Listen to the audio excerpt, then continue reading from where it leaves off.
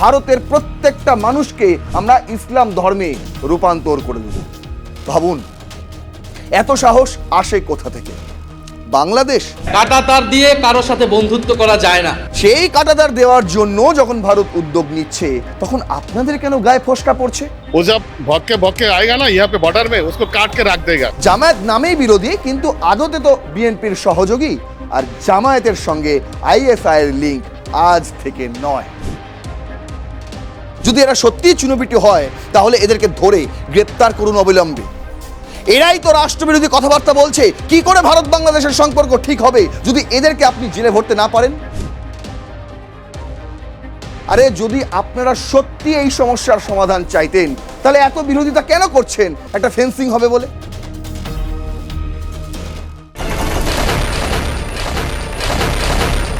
বাংলাদেশে হাসিনা সরকারের পতনের মধ্যে দিয়ে একটা সুযোগ খুঁজে পেয়েছিল পাকিস্তান। কীরকম? সেখানে জামায়াতে ইসলামের উত্থান এবং মদতে আইএসআই এর প্রভাব দ্বিগুণ হয়ে গিয়েছিল, 4 গুণ হয়ে গিয়েছিল, 5 গুণ হয়ে গিয়েছিল। আর আজ তার ফল পদে পদে পাচ্ছে পাকিস্তান। প্রতিনিয়ত পশ্চিমবাংলা সহ বাংলাদেশ লাগোয়া যে 5টি রাজ্য রয়েছে, সেই রাজ্যগুলোকে উত্তপ্ত করার জন্য হরেক রকম সামগ্রী তারা মজুত রেখেছে। আর প্রতিদিন একটা করে বোমা ফাটছে। আমি আপনাদের বলেছিলাম যে দেখুন, পশ্চিমবঙ্গে বিজেপি সরকার আসার সঙ্গে সঙ্গেই কিন্তু ভারতীয় গোয়েন্দারা সতর্কতা জারি করেছে যে যে কোনো উপায়ে আইএসআই এই পশ্চিমবঙ্গের, বিশেষ করে একদম সীমান্ত লাগোয়া মালদা, মুর্শিদাবাদ এই এলাকাগুলিতে উত্তেজনা ছড়ানোর জন্য মুখিয়ে থাকবে। আর সাধারণ মানুষের মধ্যে কিছু ফেক ন্যারেটিভ ছড়িয়ে দেওয়া হবে, যা থেকে মানুষে একটা হিংসা, রাগারাগি সেখান থেকেই শুরু হয়ে যাবে একটা বড় সড়ো কিছু। আমি আপনাদের সেই সতর্কবার্তা জানিয়েছিলাম। আর তারপরে আরও একটি এপিসোডে আপনাদের জানিয়েছিলাম দেখুন কিভাবে কাজ করছে, কীরকম পদে পদে মিলে যাচ্ছে ভারতীয় গোয়েন্দাদের সেই সতর্কবাণী। আমি আপনাদের শুনিয়েছিলাম যে পশ্চিমবঙ্গকে স্বাধীন রাষ্ট্র ঘোষণা করার দাবি উঠছে ও বাংলা থেকে। সাম্প্রদায়িক দাঙ্গাবাজ বিজেপির নেতাদের কাছে ক্ষমতা হস্তান্তর না করার সাহসী সিদ্ধান্তকে আমরা অভিনন্দন জানাচ্ছি। আর একটু সাহসী ভূমিকা নিয়ে বিজাতীয় দিল্লির শাসনকে প্রত্যাখ্যান করুন এবং পশ্চিম বাংলাকে স্বাধীন রাষ্ট্র ঘোষণা দিন। আমরা 17 কোটি মানুষ আপনাদের সহযোগিতা দেব, সমর্থন দেব, সার্বিক সহযোগিতা দেব।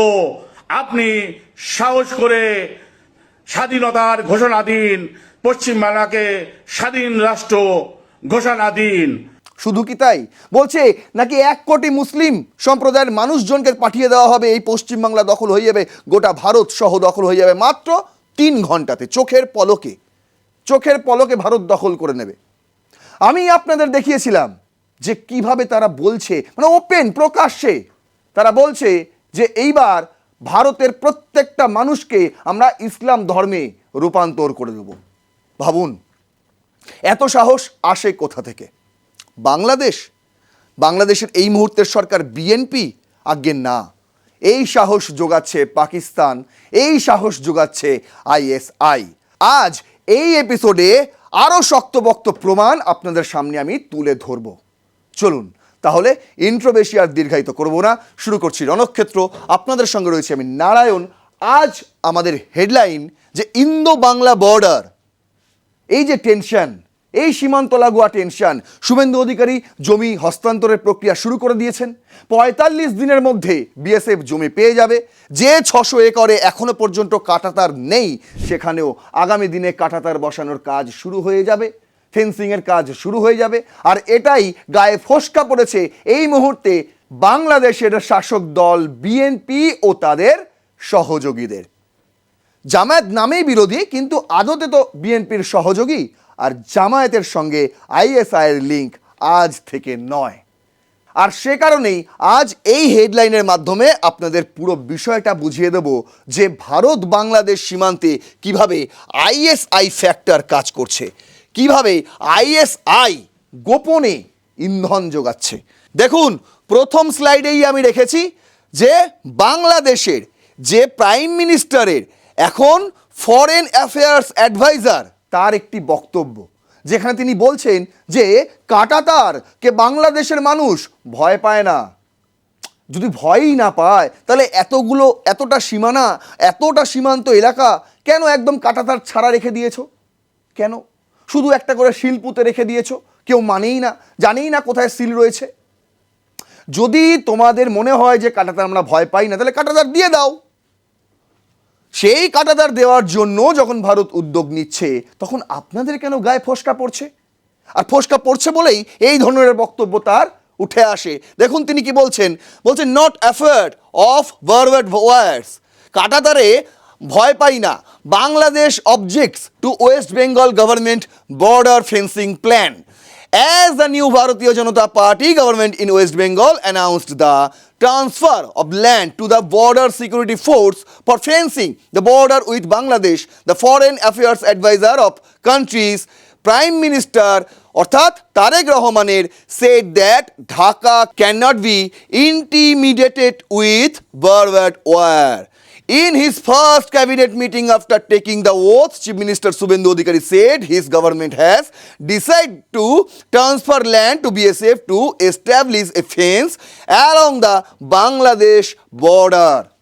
বাংলাদেশ বর্ডারে যে সমস্ত জায়গায় ফেন্সিং নেই, একদম প্রথম দিন শপথ গ্রহণের পর যখন প্রথম ক্যাবিনেটের বৈঠক হলো, সেই বৈঠকে যে 6টি গুরুত্বপূর্ণ সিদ্ধান্ত মুখ্যমন্ত্রী শুভেন্দু অধিকারী নিয়েছিলেন, তার মধ্যে সবচেয়ে বড় সিদ্ধান্ত ছিল এটি যে 45 দিনের মধ্যে বিএসএফকে আমরা ওই সীমান্তে ফেন্সিং লাগানোর জন্য জমি হস্তান্তর প্রক্রিয়া শেষ করব। আর তারপরেই দেখুন তারেক রহমানের ফরেন অ্যাফেয়ার্স অ্যাডভাইজার, তার নাম কি? তার নাম হচ্ছে Humayun Kabir, foreign affairs adviser. তিনি বলছেন বাংলাদেশ তাতে ভয় পায় না। তিনি অ্যাকচুয়ালি কি বলেছেন? বলছে people of Bangladesh are not afraid of barbed war, the government of Bangladesh is also not afraid, where we need to talk we will talk. মানে এটা ইংরাজিতে, আমি বাংলাতে বলছি যে ওরা ভাবছে কাঁটাতার দেবে। বাংলাদেশের মানুষ কাঁটাতারে ভয় পায় না, না আমাদের বাংলাদেশ সরকার কাঁটাতারে ভয় পায়। আমরা কথা বলবো, যেখানে কথা বলার আমরা কথা বলবো। শুনুন তার বক্তব্যটা। কাঁটাতার দিয়ে বাংলাদেশের মতো দেশকে এখন ডর দেখানোর মতো কোনো জায়গা নেই।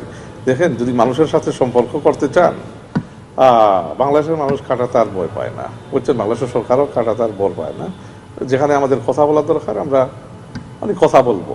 এখানেই তিনি থামেননি, তার পাশাপাশি তিনি বলছেন টার্গেটিং সেম অধিকারী, মানে শুভেন্দু অধিকারী সরাসরি তাকে টার্গেট করে তিনি বলছেন, he said the election rhetoric and actual governance are two difference issues, adding Bangladesh wants to see whether the Adhikari government is following election rhetoric in governance. বলছে যেভাবে প্রচার তারা করেছিল, বাংলাদেশ বিরুদ্ধে একটা প্রচার বিজেপির প্রচারে দেখা গেছিল, তোমাদের ওখানেও দেখা গেছিল। এখানে শুধু একটি দল সত্যি কথা বলেছে, বাংলাদেশের বিরুদ্ধে প্রচার করেছে। আর তোমাদের ওখানে এই যে 12ই ফেব্রুয়ারি ভোট হয়ে গেল, তার আগে প্রতিটি দল, এনসিপি থেকে শুরু করে, জামায়াতে ইসলাম থেকে শুরু করে, বিএনপি থেকে শুরু করে, আমি শেষ করতে পারবো না। ওই যে কালকের ফোচকের সংগঠন ইনকেলাব মঞ্চ, ওসমান হাদি, শহীদ ওসমান হাদির সংগঠন, সেই সংগঠন থেকেও ভারত বিরোধী স্লোগান, ভারত বিদ্বেষী মন্তব্য, বক্তব্য আপনাদের ভোটের প্রচারে একদম টকবক টকবক করে ফুটছিল তো।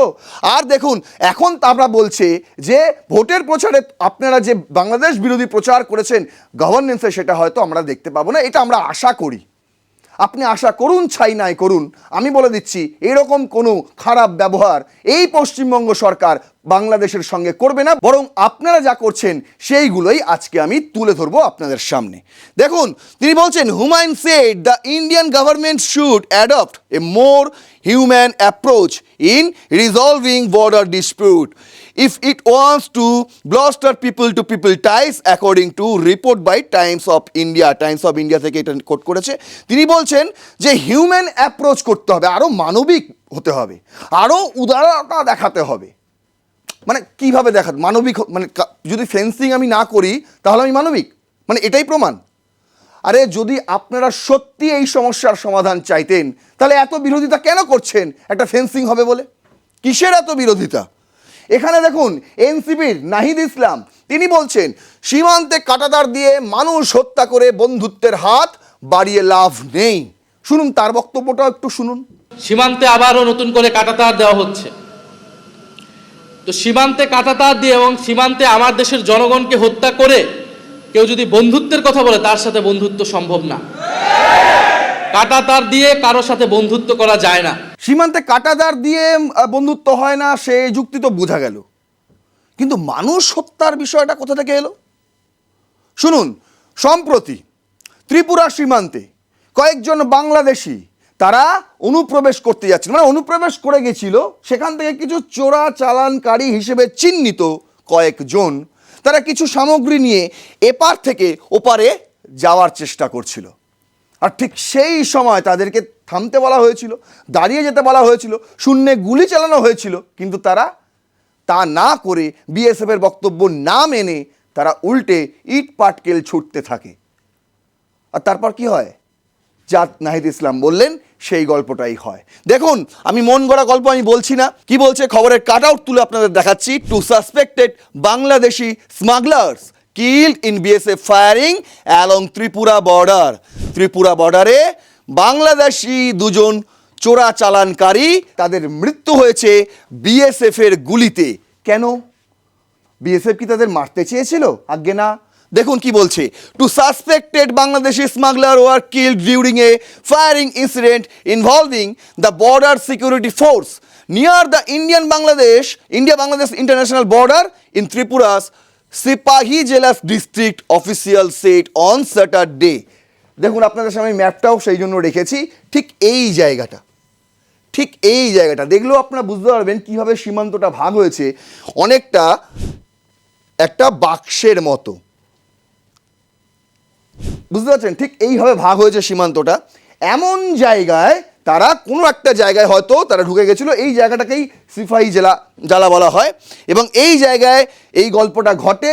তারা কোনো মতে ঢুকে যায় ভারতীয় সীমান্তে, শুধু ঢুকে যায় না, তাদের বদ উদ্দেশ্য ছিল, কিছু চোরাচালান করার ইচ্ছা ছিল এবং করছিলও তাই, কিছু নিয়ে তারা ওপার বাংলায় চলে যাওয়ার চেষ্টা করছিল। দেখুন কি গল্পটা হয়েছে। দ্য ডিসেসড ওয়ার আইডেন্টিফাইড অ্যাজ নবীর হোসেন 40 বছর বয়স অ্যান্ড মোহাম্মদ মুরা সালিম 22 বছর বয়স। একজনের বয়স 40 আর একজনের বয়স 22। Their bodies were later handed over the Bangladeshi authorities following post-mortem examinations and in the presence of officials from both sides, মানে বিএসএফেরও ছিল, বিজিবিরও ছিল, সবাই যৌথভাবে থেকে তাদের পরিবারের হাতে সেই দেহ তুলে দেওয়া হয়েছে। এর মধ্যে কোনো সমস্যা নেই।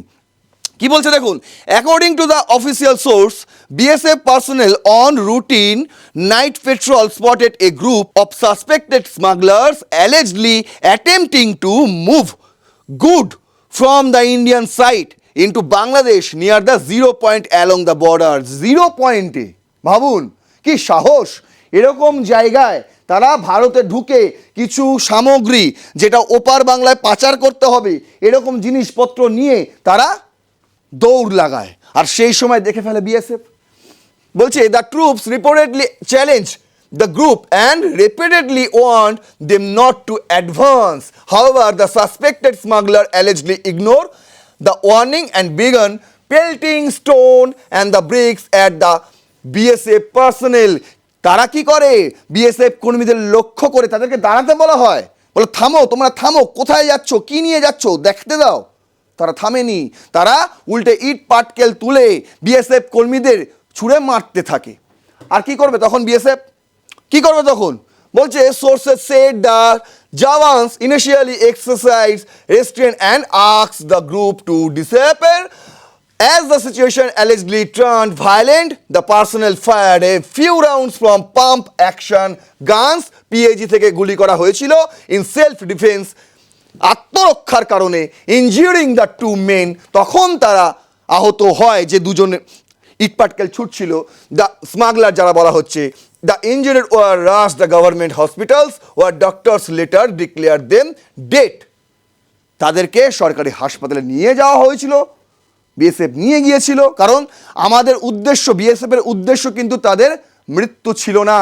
তাদেরকে ধরে কেন তারা এই ধরনের কাজ করছে, তাদের পিছনে আর কারা কারা রয়েছে, কোনো বড় সড়ো জঙ্গি সংগঠন কিংবা কোনো ভিন দেশের গোয়েন্দা সংস্থা রয়েছে কিনা সেই সমস্ত তথ্য আদায় করা।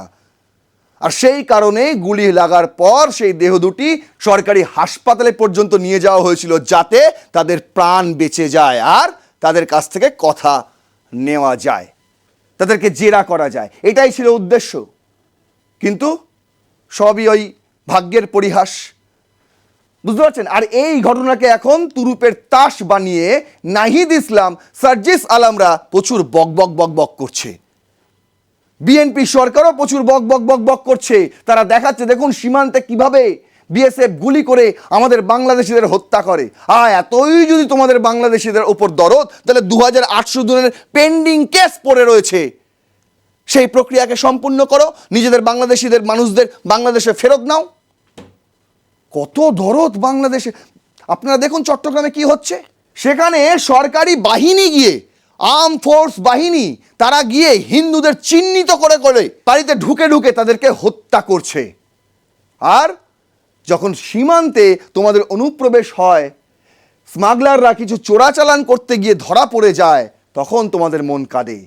অথচ বাংলাদেশি যাদের ভিসা ফুরিয়ে গিয়েছে, দীর্ঘদিন ধরে ভারতে বসবাস করছে, তাদেরকে ফেরত নেওয়ার জন্য একবারও মন কাঁদে না কারোর মন কাঁদে না। এবার দেখুন, আপনাদের দেখাই, পাঞ্জাব কেসরি করেছে।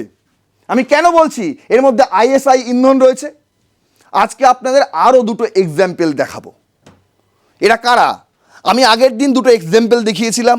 ওই জামায়াতে ইসলামের কি একটা সংগঠন, শ্রমিক জনতা কি একটা সংগঠন, যাই হোক, ওই সংগঠনের দুজন ব্যক্তি তারা রাস্তায় নেমে সরাসরি ভারত, পশ্চিমবঙ্গকে হুমকি দিচ্ছে, বলছে 3 ঘন্টায় নাকি ভারত দখল করে নেবে, এই সমস্ত হুমকি দিচ্ছে। সেই এপিসোডে অনেকে লিখেছেন, বাংলাদেশ থেকে লিখেছেন, যে দাদা এদেরকে গুরুত্ব দেবেন না, এরা চুনোপুটি, এদেরকে কেউ ধরাছোঁয়ার বাইরে রাখে, এদেরকে কেউ গুরুত্বই দেয় না বাংলাদেশে, আপনারা কেন গুরুত্ব দিচ্ছেন মশাই? আচ্ছা ঠিক আছে, মানলাম, যখন গুরুত্ব দেয় না তাহলে তো স্টেপ নেওয়ার একটা ব্যাপার থাকে, তাই না? কারণ আপনার সরকার, এখন বিএনপির সরকার, ভারতের সঙ্গে সুসম্পর্ক গড়ে তোলার জন্য উঠে পড়ে লেগেছে।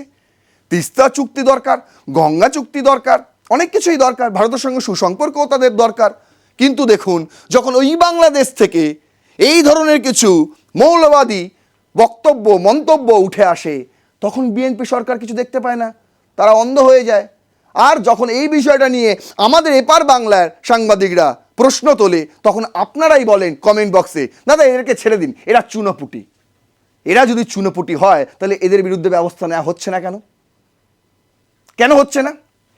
দেখুন, আইএসআই ইন্ধন যে রয়েছে, আরও একটা প্রমাণ আপনাদের দেখাচ্ছি, এবং পুরো ব্লু প্রিন্টটা খুব সুন্দরভাবে পাঞ্জাব কেসরি ছেপেছে। তারা হেডলাইনটা করেছে, মাইগ্রেশন বিকামস আইএসআই নিউ টুল।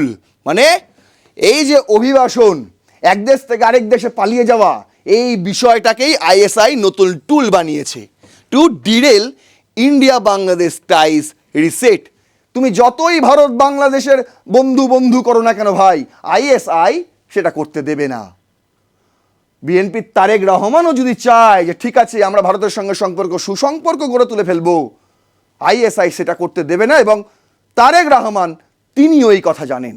দেখুন, বলছে, the worry is that many ISI backed elements are trying to explore this and spread a false narrative. বলছে ভয় একটাই, যে আপনি যতই ভারত বাংলাদেশের সম্পর্ক একদম মজবুত করতে চান, কিছু আইএসআই ব্যাকড এলিমেন্ট কাজ করবে, যেটা ফলস ন্যারেটিভ ছড়িয়ে এই লক্ষ্য কখনোই আপনাকে জিততে দেবে না। মানে ভারত বাংলাদেশের সম্পর্ক কিছুতেই স্থায়িত্ব আনতে দেবে না, স্থিতিশীলতা আনতে দেবে না। কারা? এই আইএসআই ব্যাকড কিছু এলিমেন্ট। কেন? The ISI which has several of its storages in Bangladesh has been instructed to drum up a narrative about migration and spread false news about it. এই মাইগ্রেশনটাকেই তারা অস্ত্র বানাবে এবং তাদের মাধ্যমে কিছু ফেক ন্যারেটিভ বাংলাদেশ থেকে ভারতে, ভারত থেকে বাংলাদেশে তারা ছড়িয়ে দেবে। মানে বুঝতে পারছেন তো, সীমান্ত পার করার আইএসআই এমন কি ব্যাপার? বুঝতে পারছেন? মাটির তলা দিয়ে সুড়ঙ্গ খুঁড়ে চলে আসে কাশ্মীরে, আর বাংলাদেশ সীমান্তে এমন কি ব্যাপার? বলছে কি, this is not only to create communal discord but also to ruin bilateral ties between the two countries. The ISI, since the fall of the Sheikh Hasina government, has managed to expand its footprint across Bangladesh. It has managed to set up several networks aimed at working against the interest of India, Bangladesh, another official said. বাংলাদেশেরই একজন গুরুত্বপূর্ণ officer, সরকারি officer, তিনি এই বক্তব্য বলেছেন। পাঞ্জাব কেসরিকে তার নাম প্রকাশ করেননি তিনি, কিন্তু তিনি বলেছেন, দেখুন আমরা যতই ভারত বাংলাদেশের সঙ্গে একটা সম্পর্ক তৈরি করতে যাই না কেন, কিছু এলিমেন্ট কাজ করবে যারা আইএসআই ব্যাকড, তারা ইতিমধ্যে শেখ হাসিনা সরকারের পতনের পর এখানে তাদের ফুটপ্রিন্ট আরও ভালো করে গেড়েছে। জামায়াতে ইসলামকে দিয়ে, এছাড়াও যে সমস্ত জঙ্গি গোষ্ঠীগুলো রয়েছে তাদেরকে তারা হাত করে নিয়েছে, আর করে নিয়ে তারা কি করছে, এই মুহূর্তে তারা ম্যানেজ করার চেষ্টা করছে কিছু সেভারাল নেটওয়ার্ক, যেগুলো ভারত বাংলাদেশের সুসম্পর্কের বিরুদ্ধে কাজ করবে। আমরা বলছি না, একজন বাংলাদেশি অফিসিয়ালসই বলছে। An intelligence bureau official said that currently Pakistan's ISI operating covertly, এবং তিনিই বলছেন, আরও একজন বাংলাদেশেরই, শেখ হাসিনা সরকারের পতনের পর থেকেই বাংলাদেশে আইএসআই খুব গোপনভাবে তাদের অপারেশন চালিয়ে যাচ্ছে। It is trying to tap into ideological driven groups in Bangladesh. The digital campaigns against India are being increased and the primary focus would be on migration, the official added. বলছে digital মাধ্যমকে ব্যবহার করা হচ্ছে এই fake narrative ছড়ানোর জন্য, আর কি যারা এই আইডিওলজিক্যাল ড্রাইভেন গ্রুপ তাদেরকে ব্যবহার করা হচ্ছে, যারা একটুতেই আপনাদের যদি বলা হয় আপনাদের ওপর, আপনার জাতির ওপর আঘাত আসছে, তারা সঙ্গে সঙ্গে রেগে যাবে। এই ধরনের মানসিকতা যাদের, তাদেরকে ব্যবহার করা হচ্ছে। সম্প্রতি দ্য ডেইলি ইনকিলাব বলে একটি সংবাদ মাধ্যম রয়েছে বাংলাদেশে, জামায়াতে ইসলামের পোষা সংবাদ মাধ্যম, বলতে আমার কোনো দ্বিধা নেই, দ্য ডেইলি ইনকিলাব, সেইখান থেকেই একটি ভিডিও ভাইরাল হয়। শুভেন্দু অধিকারী পশ্চিমবঙ্গের মুখ্যমন্ত্রী হিসেবে শপথ নেওয়ার পরপরই সেই ভিডিও ভাইরাল হয়, এত পরিমাণে ভাইরাল হয় যে সব জায়গায় ছড়িয়ে যায়। সেই ভিডিওতে তিনি কি বলেছেন একবার শুনুন। शुभेंद्र अधिकारी वो तो पागल है, वो भगने वाला कुत्ता है, उसका बात का कोई वैल्यू नहीं है, उसका बारे में ज्यादा सोचने का नहीं है। वो जब भग के आएगा ना यहाँ पे बॉर्डर में, उसको काट के रख देगा, वहां पे उसको गाड़ डालेगा साले को। वो कुत्ता है, सिर्फ वो कुत्ता है, वो गद्दी के लिए भागता है। अभी गद्दी मिला उसको, ठंडा हो जाएगा, ठंडा नहीं होगा तो डंडा मारेगा हम लोग, कोई ना कोई तो उसको मारेगा जरूर, छोड़ेगा नहीं है। उसके बारे में कुछ बोलने का नहीं है, वो सारा कुत्ता है तो कुत्ता ही है। শুনলেন, তিনি যেটা বললেন সেটা মুখে আনা যাবে না। কেন? তার কারণ ইউটিউব কমিউনিটি গাইডলাইনে ফেলে দেবে সেটা। আমি তাই মুখে উচ্চারণ করছি না, কিন্তু আপনাদের একটু হিন্ট দিয়ে রাখি, এই যে ব্যক্তিকে আপনারা দেখলেন, এই ব্যক্তি হচ্ছেন, বলা হচ্ছে নাকি জুলাই বিপ্লবের সময় একজন শহীদ হয়েছিলেন তার বাবা। তিনি কত সুন্দর হিন্দি বলতে পারেন ভাবুন, কি দারুণ হিন্দি বলছেন, মানে বাংলাদেশি। কি আপনি শুনে বুঝতে পারলেন যে তিনি বাংলাদেশি? আরে পশ্চিম বাংলার বাঙালিরাও এত দারুণ হিন্দি বলতে পারে না, অনেকে এখনও বেশিরভাগ মানুষ, কিন্তু উনি কত সুন্দর হিন্দি বলছেন। না, আমি কিছু বোঝাতে চাইছি না, আমি শুধু এটাই বলতে চাইছি, এরপরেও যদি আপনারা ভাবেন যে না আইএসআই এর কোনো মদদ নেই, পাকিস্তানের কোনো মদদ নেই, আচ্ছা দ্য ডেইলি ইনকিলাব শুধু সেখানেই ছাড়া হয়েছে এই ভিডিও, আর কোথাও ছাড়া হয়নি। আমি নাম ধরে উল্লেখ করে বলছি, আর কোথাও ছাড়া হয়নি, এবং এখনো পর্যন্ত সেই ভিডিও তারা রেখে দিয়েছে। আপনি গিয়ে সার্চ করে দেখতে পারেন, যে ভিডিও আপনাকে আমি দেখালাম সেই ভিডিও এখনো তারা রেখে দিয়েছে, ডিলিট পর্যন্ত করেনি। আচ্ছা, আরও একটা ভিডিও দেখুন, ডেইলি ইনকিলাবেই তারা এই ভিডিও দিয়েছে, যেখানে শুভেন্দু অধিকারীকে সরাসরি মাতাল বলে উল্লেখ করছেন একজন ফচকে একটা ছেলে। শুনুন। এই শুভেন্দু অধিকারী, সে হলো একটা মাতাল, সে রাতে মদ খায় এবং সে দিনেও হয়তো মদ খায়, মদ দিয়ে তার দিন শুরু করে। যেই লোক রাতে এবং দিনে সমান তালে মদ খায়, যেই লোক সবসময় মাতাল থাকে, সেই লোকের কথাই তো বিশ্বাস করা উচিত না। জানি না এদের কি পরিচয়, এরা কোথা থেকে উড়ে এসে জুড়ে বসে, আমার জানা নেই।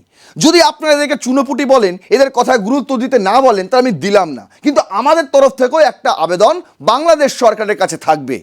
যদি এরা সত্যিই চুনোপুটি হয়, তাহলে এদেরকে ধরে গ্রেপ্তার করুন অবিলম্বে। এরাই তো রাষ্ট্রবিরোধী কথাবার্তা বলছে। কি করে ভারত বাংলাদেশের সম্পর্ক ঠিক হবে যদি এদেরকে আপনি জেলে ভরতে না পারেন? এরা যদি এইরকম বক্তব্য বলে সাধারণের মধ্যে থেকে একদম পার পেয়ে যায়, তাহলে আর কিছু বলার নেই, তাহলে আর কিছু বলার নেই। দেখুন কেন আমি বলছি, তার কারণ রয়েছে। বলছে while this would be the first phase of the plan, বলছে এটা হচ্ছে তাদের ফার্স্ট প্ল্যান, ডিজিটাল মাধ্যমকে কাজে লাগানো, যেটা আপনাদের দেখালাম উদাহরণগুলো দেখালাম, তো এইটা হচ্ছে তাদের ফার্স্ট প্ল্যান। আর the second would be the activate modules in the bordering state. আর সেকেন্ড প্ল্যান কি? এটা হচ্ছে প্ল্যান এ। আর প্ল্যান বি কি? আর বর্ডার এলাকায় যত রকম মৌলবাদী কট্টরবাদী সংগঠন সংস্থা রয়েছে তাদেরকে অ্যাক্টিভ করে দেওয়া, সেই এক মডিউলগুলোকে অ্যাক্টিভ করে দেওয়া। আউটফিট সার্চ অ্যাজ দ্য হারকাত উল জিহাদি ইসলামী, যাকে শর্ট ফর্মে হুজি বলা হয়, অ্যান্ড দ্য জামাত উল মুজাহিদিন বাংলাদেশ, যাকে শর্ট ফর্মে জেএমবি বলা হয়, আর অল অ্যাক্টিভ কারেন্টলি। এই সমস্ত সংগঠনগুলি আবার পুনরায় তারা সক্রিয় হয়ে উঠেছে বিএনপির জামানায়, ডক্টর মোহাম্মদ ইউনূসের জামানা থেকে। মানে হাসিনা আউট, আইএসআই ইন। বুঝে নিতে হবে আপনাদের। কি বলছে? Most of their cadres have made several visits to Pakistan and have undergone training. Maximum লোকজন ওই সংগঠনে যারা কাজ করছে এই মুহূর্তে বাংলাদেশ সীমান্তে, ম্যাক্সিমাম লোকজন, ম্যাক্সিমাম সদস্যই পাকিস্তান থেকে আসা। তাদেরকে পাকিস্তান থেকে ওখানে নিয়ে গিয়ে বশ করিয়ে দিয়েছে। আর এরাই রাতারাতি হয়ে গেছে জুলাই বিপ্লবে শহীদ হওয়া ব্যক্তির বাবা। তাই এত সুন্দর হিন্দিতে শুভেন্দু অধিকারীকে থ্রেট দিতে পারছে, তাই না? দেখুন কি বলছে, they have manage to set up several of their modules in the areas that border India Bangladesh.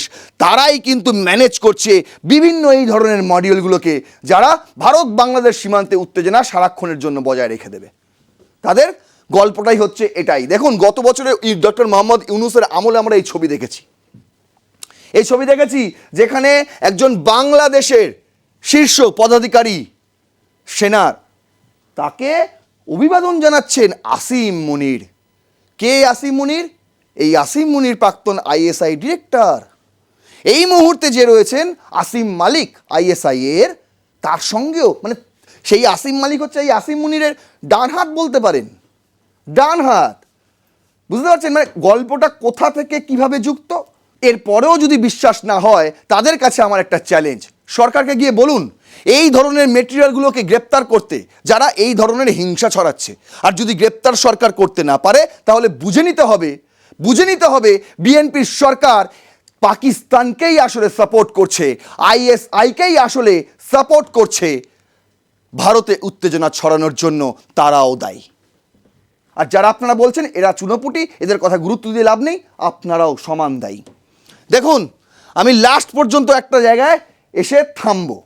কোথায়? ভারত বাংলাদেশ সুসম্পর্ক। ভারত কিন্তু সবসময়ই বাংলাদেশের সঙ্গে সম্পর্ক ভালো চায়। আর সে কারণেও যখন শেখ হাসিনাকে একদম মিথ্যে বদনাম দিয়ে দেশ থেকে তাড়িয়ে দেওয়া হলো, তাকে তো আশ্রয় দেওয়া হয়েইছে একদিকে।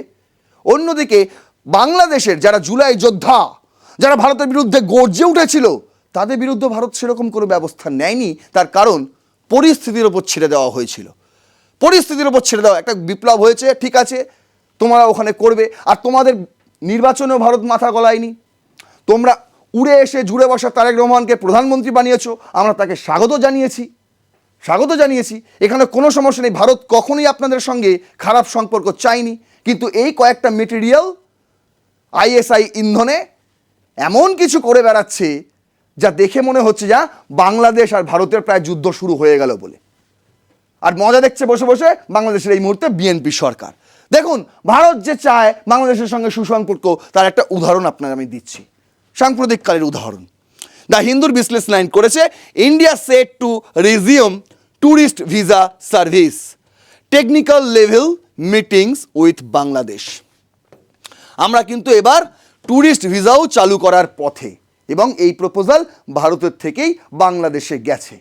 দেখুন কি বলছে, in a clear signal of mending bilateral ties, New Delhi is set to resume tourist visa service for Bangladeshi nationals soon by the end of this month or in June, sources said. 9 মে 9 জুনে এই সুবিধা চালু হয়ে যাবে আবার পুনরায়। আর এই জন্য India continues to issues medical visas, এই জন্য তারা কথাবার্তাও চালাচ্ছে, টেকনিক্যাল লেভেলে মিটিংও হচ্ছে। কিন্তু এর আগে পর্যন্ত ইন্ডিয়া কিন্তু মেডিকেল ভিসা দিচ্ছিল, পার ডে প্রায় 1000 জনকে এই মেডিকেল ভিসা দেওয়া হচ্ছিল। Now efforts are on the restart issuance of tourist visas to which is likely to happen by the end of the May or sometime early next month. 9 মের শেষের দিকে, 9 জুনের প্রথম দিকেই এটা শুরু হয়ে যাবে, source tracking the matter toll business line. কিন্তু আমি বলছি এই ধরনের মেটেরিয়ালগুলোকে এখনই গ্রেপ্তার করতে হবে, তারা যাতে কোনোভাবেই এই সীমান্ত পেরিয়ে ভিসার সমেত হোক কিংবা অনুপ্রবেশ করে হোক ভারতে আসতে না পারে। যদি একবার চলে আসে তাহলে কিন্তু মহাবিপদ, মহাবিপদ। তখন এদেরকে গুরুত্ব না দিয়েও কোনো উপায় থাকবে না।